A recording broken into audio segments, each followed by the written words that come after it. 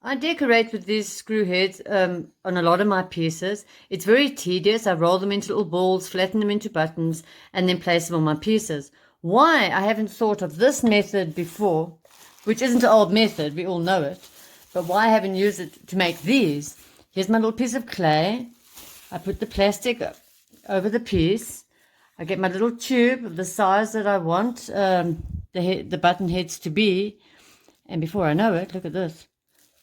I've got a whole load, and very quickly, of these button heads. Then I get my screw head. As you can see, here's the screw head. And while the plastic is still on, you press the screw head in. And before I know it, I have a whole load of these little, these little screw heads. I am so impressed. And here's a close-up. Well, if you enjoyed that video and found it helpful and you got something out of it, please keep following me. Subscribe, like, follow, comment, only nice comments.